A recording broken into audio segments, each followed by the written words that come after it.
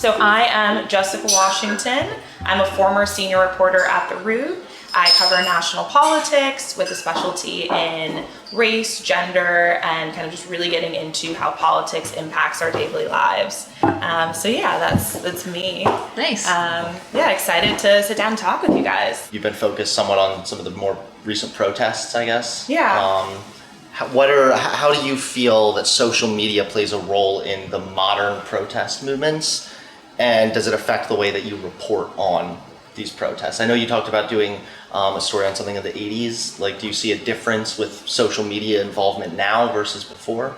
Yeah, I think there's definitely a huge impact of the protests. I mean, on social media, because we can now see it directly. We aren't just hearing everything filtered through the press. Like, people like me would go and we would have our own beliefs or ideologies, and that filters into journalism. As much as journalists like to say that we're completely objective, we're all coming in with something. And so to have students now be able to share their message with us, and they have a lot of really great message discipline, you know, they're really sticking to their talking points for the most part. I think social media has really allowed them to talk directly to us as opposed to talking just to journalists. And that makes our jobs as journalists harder, but I don't think that's a bad thing. Mm-hmm. That's when it comes to since you said a minute ago that most of the protests on ground are a lot more mundane and that a lot of the clips we see are actually very sensationalized, do you feel that these sensationalized viral clips have any effect on policy at all? Like, do you see, because I've seen like the Republicans before who they'll see like, you know, the clips of certain like trans issues or whatnot, and that will motivate them to suddenly like implement some new policy based on like a viral tweet or something. Have you seen anything like that happen? Yeah, I mean, I think what's really interesting, you know, outside of just those clips is the clips of, you know, politicians framing the issue. Mm-hmm. So I can talk about Mayor Eric Adams and also just the police department in New York City. I mean, they've been very focused on these, you know, bike locks, saying that they're this, I don't know if folks have been following this, but essentially just saying that the bike locks used by students were this kind of nefarious thing, or the tents that they were using, and they're all very mundane things, and I believe the bike locks were actually issued by the university. And so, you know, things like that. So yeah, I do think there are people who are really trying to sensationalize this and make it seem so much more dangerous and, you know, it is organized, but kind of using organization as a nefarious descriptor. Interesting. It's such an interesting pro and con when you look at like old media that was very kind of controlled and direct and more simple, and like you said, that had that bias, and often an institutional bias, right, as like funders, whereas now you have that really authentic, but the more authentic something is, it's also more difficult to verify, right, and more easy to sensationalize because there's no checks and balances like there would be in a mainstream media source, which creates this really interesting dichotomy of, as a journalist, you can probably go in and get a really honest story from somebody, but you can also look on Twitter and see, like, I'm sure like George Santos posting some like crazy shit that's sensationalizing and making the protest look as bad as possible, or the anti-protest looking as bad as possible. Mm-hmm. Yeah, no, I mean, our jobs are harder, but I think that's okay. I mean, yeah, there's a ton of disinformation that's spread on social media. I mean, I think using the bike locks and the tents and saying, you know, there must be some outside organization that's funding this, you know, that kind of stuff. I mean, that's actually just coming from in New York, the mayor. But there's a ton of misinformation that circulates on social media. And so the job of journalists now is whacking down some of that disinformation, but then also really trying to get people to trust us and share their stories. And, you know, if someone can go on TikTok or Twitch or any of these streaming platforms and just share their story directly, why give it to me, right? And so that means we have to work harder, but I think that we should.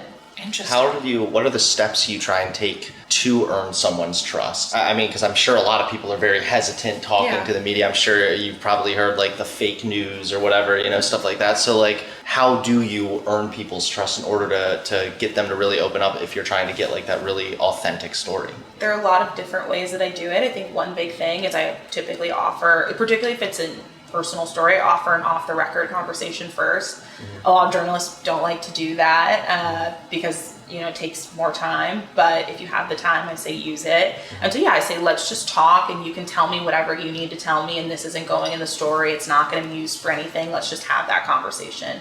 So that's what I do with someone. I mean, I've done some stories with people who've been in really difficult situations, or people who've done things they're not proud of. And so having that initial conversation is always really useful. And then I think from there, it's also showing my body of work, showing that I've been dedicated to the issues that they care about, and that I'm not, just gonna screw them over, frankly. Right, yeah. And that happens to people. I understand the fear, particularly marginalized communities who've been misrepresented in the media. Yeah. You just have to acknowledge that, and also acknowledge someone talking to you is a privilege. Someone sharing their story with you is a privilege. It's not something they owe you. When you get into like a group mob mentality, I think it sometimes pulls out behaviors from you that you maybe otherwise wouldn't participate in, which is why when you have protest clips of people doing, like, to be honest, like not okay things like smashing up the Columbia Hall, you have to look at that and go, is that an actual representation of the individual? And so as a journalist, I'm super curious when somebody's like telling you their story and they're open about like maybe some criminal behaviors that they've done, or things where when you look at this, you're like, this isn't really okay. How do you approach covering that within your stories? Would you mostly like overlook it, or how do you kind of make that decision of whether you include like the ugly sides of humanity in these stories? Yeah, no, I think that's a super interesting question. I mean, I think everyone is a nuanced person. There are no terrible people, and there are no good, just wholly good people. That's not how anyone is. And I think the most interesting stories have that nuance. But I think you have to think a lot about trying to think about like even how to phrase this, but kind of, okay, if the worst thing someone's ever done, is it relevant to the story? Right. So if someone has, committed a crime in the past and it is not at all relevant to the story, I'm probably not going to include it. I'm not going to say, okay, you shoplifted when you were 15 years old and now we're talking about your abortion story. That's not really relevant, even if they tell it to me. But then sometimes things are relevant. So for example, I've done a lot of coverage of child welfare cases. And in some cases, past drug use is relevant because it plays into how the story played out. Right.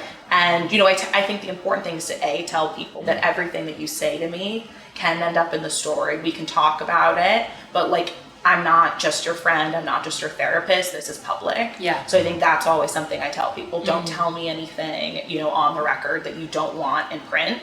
Because public officials are different, but I think when you're interpersonally working with human beings, you have to really acknowledge that like people want to talk, people want to tell you their story, and I want them to know what they're signing up for. So I think that's kind of all part of the calculus, like how relevant is it to the story, and then also making sure that people understand that everything you're telling me could be included, and be careful. I imagine that there are ways to support you personally and individually as a writer, because I feel like one of the most important things is making sure that the audience is clicking and funding the people and the type of media that we want to see. Every single person likes to complain how much they hate drama and they hate all that stuff, and then it's on and they're like glued to it and whatnot, and putting all their money into it. And I get it. Hey, I love TLC, okay? It's my own... I'm a Bravo fan. Yeah, exactly. I get it, but I try to like vote with my dollar. And so is there a place where people can essentially vote with their dollar to support like your type of journalism? Yeah, so you can read me a bunch of different spots. I've written for The Guardian, I've written in The Washington Post, Mother Jones, The Root, so there are different places people can find me. But I also have a website, jess.washington.com, and so you can find me there, or on Instagram, which is jessica.washingtonjournalist. Nice. Yeah. You should look at Substack. I'm getting started on that. Good. Okay, good. So I was going to say Substack and Patreon feel like they're going to be your best friend. That does seem to be the model. Yeah, yeah, 100%. Well, thank you guys so much. Thank you so much. Yeah. Elissa, do you want to introduce yourself? Hi, I'm Elissa Johnson. I'm the Vice President of Criminal Justice Campaigns at Ford.us and spend my time working on criminal justice reform. The work I do day to day is really around advancing data-driven policies to reduce mass incarceration and advance public safety. So that sometimes includes lobbying in particular states to try to change the laws, as well as just like talking about and educating voters and elected officials. I think we look back to the data, and so we're seeing where actually what makes us safer is reducing incarceration and not returning to those failed mass incarceration policies. And prior to the work I was doing now, I did prison condition litigation, primarily in Mississippi. At one point in my career, I worked at a nonprofit that helped specifically with a lot of people who were unhoused or who came from incarcerated backgrounds when I was down in Memphis, Tennessee. And what we saw when we were down there, it was really sad because a lot of people who came to us, we would do intakes, and overwhelmingly most people who came to us for services or whatever, we would try to help people in that, in any way that we were able to, were repeat. They had been in prison multiple times, right? And what we heard over and over and over again was that many of these people were, well-meaning, hard-working people. They wanted to try and figure out how to get back on their feet. They want to try and figure out, what to do to be able to get out of these positions in their lives. But, once you're in the system once, especially down in the South, I can't speak as much to other areas because that's just out of my experience. But there were so few programs to help people get back on their feet, and the system was so oppressive to people when they went into it, that they were just kind of caught into a cycle where, for a number of reasons, they might be released from prison, they don't know what to do, they only have, I say skill sets in kind of a very loose term, they only know how to be able to make money or to be able to get by with unsavory means, they end up repeat offending, and it just over and over and over again to the point where they can't do anything, So I'd be interested in seeing what y'all have done to try and help with that. I think, when you're talking about what do we do to support, I think there's a couple of things. One is that we know even 1 or 2 days of being incarcerated in jail destabilizes folks' lives, right? And increases the chance of rearrest. And then also I think we look at, in terms of people that sometimes are returning to prison, one of the important reforms that, various states have passed is essentially eliminating being able to go back to prison for what we call a technical violation, right? So something that's not a new offense. It's maybe you missed an appointment, or maybe, a variety, you failed to meet some condition, but really what you need is the support and help, right? To connect with services or figure out kind of how to traverse that, not just sending people back to prison for years on end when we know those sentences don't make us safer, and instead actually relying upon the investments that we see both in terms of services and other community supports that hopefully we're not having to experience the harm, right? That we're actually more thinking about if we're helping and make sure that people have supportive housing, if there's programs to help folks be able to make repairs to houses, that we see that actually leads to a reduction in arrest. One of the findings that we had in one of our recent reports on public safety was how Medicaid expansion actually saw a decrease in arrests from 20 to 30%. So I think when we think about public safety and we think about what works, the research is so clear and are actually good things for folks who are just as impacted, but also just our communities at large. It's interesting, in some recent polling we did, by a kind of nearly 2-to-1 margin, Gen Z voters very much understood that mass incarceration actually contributes to the things that make us less safe, right? In terms of substance use and mental health challenges and poverty and homelessness. And so I think that's in line with the research as well, right? So we see that voters of all demographics and ages and even political leanings understand that mass incarceration doesn't make us safer, but what does are all of these other investments, these other policies, and how in these moments right now, and in a political cycle where, again, there's all this fear mongering, and if you watch the local news, you might be violent crime is up, and that is not true. Right. And so I think it's important to kind of stay grounded in the facts, and continue to push our local leaders, which I think is something, right, we can all do. And I think that's just the same way that we turn out on so many issues, that, reducing mass incarceration has to be kind of on that priority list because of what that means for all of our communities. So how do we, I guess, specifically, or what are your ideas to specifically help the re-entry process? Since a lot of people, when they get out of prison, they have a lot of a harder time, getting a job and things like this. What are some of your ideas for how to improve that system, how it is right now?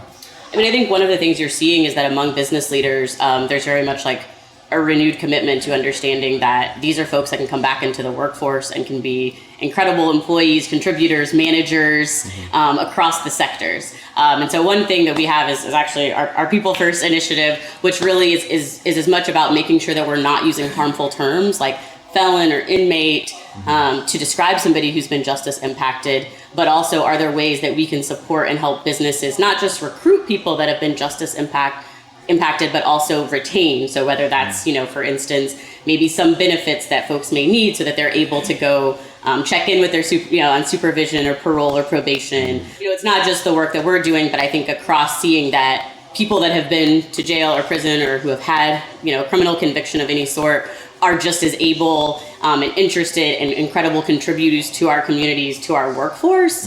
And I think really making sure that we're doing everything we can, like personally and at those systemic levels, to remove those barriers and stigma. So I guess I'm wondering, I'm trying to represent like the average younger viewer who might not be aware of all the ways that they can be able to get involved and make their voice heard. Voting obviously is one of the most important and like the baseline of where you should begin with.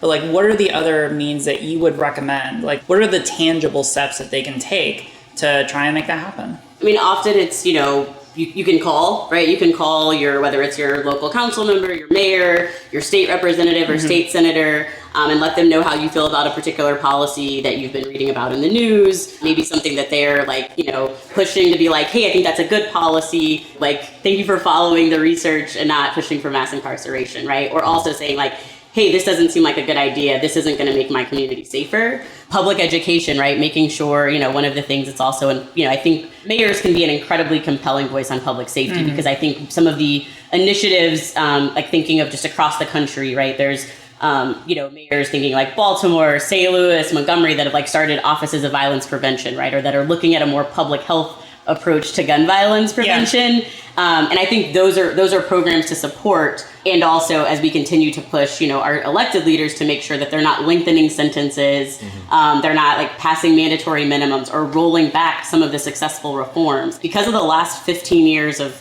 kind of concerted criminal justice reform, prison population's down 24% across the country. That's great. Oh, wow. And so I think also it's in this moment, we can't afford to lose the momentum, right? We know we haven't gone far enough, but I think that I'm excited about the energy from young voters that want to be a part of it, that have a very clear idea that both is yes, how you feel about what makes you safer is that's what the data says.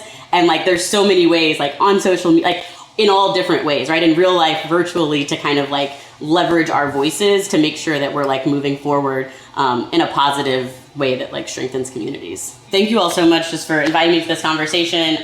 Elissa Johnson, I work for Forward.us. You can find us on all the platforms at FWD-US, and just trying to, there's a lot of resources as well as other information. You can connect with me on Twitter at ElissaJ85. Awesome. Thank you so much, Elissa. Great. Really appreciate having you on. Thanks. Thank you. Kunoor, thank you so much for joining us. Do you want to introduce yourself to the streaming world? Hi everyone, I'm Kunoor. I am a longtime political operative, activist. Got my start in youth politics. Excited to be here. Great to be with you all. Yeah. So it's really interesting that, especially with your background focusing on progressive policies, right?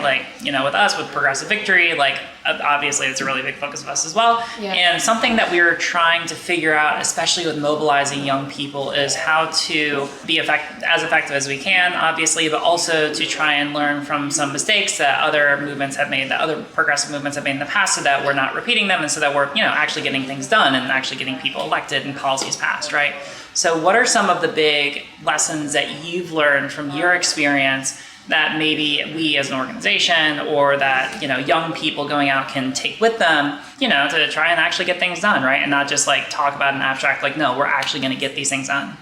Yeah, that's a great question. The first thing that comes to mind is the way that you talk to young voters. I think that for decades, honestly, when folks would host the one single youth event that they would host of their entire campaign, the talking point was always, young voters don't need to vote, therefore you need to vote, and make that up. That's really unmotivating. So going to people with a message that's more positive, enthusiastic, and focused on the issues and their agency and their power in the moment is way, way, way more likely to be successful. Do you think that's why there's so much young nihilism about politics? Specifically is because of the way that we've historically framed this of just being you should vote, which is the most, it's you should clean your room. You're whatever, shut up, boomer. I think some of it is definitely that. And then some of it is honestly, just good justified observation about how things are working in the world. Young people are young. That doesn't mean they're stupid or uninformed. I think that a lot of voters, young people included, are pretty disaffected and disappointed with what's happening. So I think meeting folks where they're at, acknowledging that what they're experiencing is like real, and then talking to them about how they can change that is more of the path, rather than saying, no, you're wrong, you just got to vote your way through it. It's more like, this is how voting fits in within that broader conversation about all the stuff that's hard. Gotcha. No, that makes a lot of sense, because I agree with Kyla's point that like typically top-down hierarchical, like you need to do X, Y, Z. Like a lot of young people, I don't know, we're also like young and rebellious, and we don't like taking authority. But beyond that specifically, I see a lot of young people where they're almost disaffected from the prospect of voting at all. And that gives me a lot of pause for concern, because I see the way to address a lot of the major issues in progressive politics through these democratic systems, like by mobilizing people to get out to vote, by mobilizing them to get more involved in their local, whether that's their city council or their school boards or what have you. And yeah, I guess I always am just curious about inspiring people to do that, rather than just like trying to give them the top down, like, this is what you should do. Like, yeah, totally. It's about talking to them about their power, ultimately, and their agency and their ability to impact a thing. I mean, when people talk about swing states to young voters, for example, I don't think folks are telling young people what an outsized impact they can have. Like, I'm curious if anyone here knows what the state is that young people are most likely to determine the outcome in this year. I have no idea. Presidential. It's Wisconsin, right? There are Really? I think the margin of victory was something like 20,000 or a little bit less than 20,000 in the last cycle. If you talk to young people about what percentage. So what you're saying is like people from Wisconsin, if you're watching and you're in Wisconsin specifically, you better get out and vote at a minimum. Outsized power. That's Finger smaller shake. than UW-Madison, I'm pretty sure. Like, Yeah. and when that's you put it crazy. in that context, like, there's your entire margin of victory, that one group of voters. And that's not the only state that's like that. That's just in the context of the presidential. If you break down the important races this election cycle, you can see that there are, probably like a dozen congressional races that are really similar. There are certain places around the country where there are more young people than there are old people. And that means that we have more voting power as long as we get out there. So just reminding people, like, you have a lot of power here and this could be your call. But then it is on you to make that call, and you do that by showing up, right? I really appreciate your thoughts about engaging with younger voters specifically and organizing them. In the background of this, obviously, there are mayors from all across the country who are going to be organizing in DC. And I guess I'm curious about your experience with interacting with, obviously you have experience working on Bernie's campaign, interacting with the more localized campaign officials or the more localized politicians, where, as we discussed with some people earlier, there's a lot less incentive to focus on younger people, I think, from more localized elected officials, because it's like, well, if you're college students, you're going to be out of here in a couple of years. I don't know, like, what's been your experience, or have you seen differently? Yeah, I think that local elections are some of the places where we've seen young activists be most effective. So you can say what you want about campus voters coming up and leaving after they graduate, but there was a big youth organizing effort, I want to say, in the wake of the murder of George Floyd and the uprisings that followed that. And young people in Chicago, including high school students, college students, young people who weren't in school anymore, were all organizing both against police violence, police brutality, and against gun violence in the city. And there's been a long history of doing that. Deep infrastructure. That national campaign manifested locally in a demand to pull police officers out of schools. It's been a ton of information that young people have shared about, the dangers that poses to them and their friends, how much more likely they are to be incarcerated or targeted if there's a police officer on campus. And so their demand was really clear. They had been taking that to the mayor. The mayor hadn't done anything about it. That mayor did not get reelected. They elected a new mayor, Brandon Johnson, really progressive, much more reflective of their values. And one of the first things that he did was pull the cops out of schools. Would he have done that without that youth movement? I am skeptical. Were young people a big part of that mobilization to get him into office? I think probably. And that, that's just one example. There was a massive national uprising with the March for Our Lives, and I think that a lot of youth infrastructure was built on college campuses and high schools around the country. But the way that, even though you haven't seen a lot of that translate into federal law, you have seen interesting things happening in the cities. Yeah, like, try yourself out. I don't post a ton online, but you can find me on Twitter. My name, it's at Kunoor Ojha, KUNOOROJHA. Thanks a ton for having me. This was really fun. Yeah. So Thank much. you so much for questions.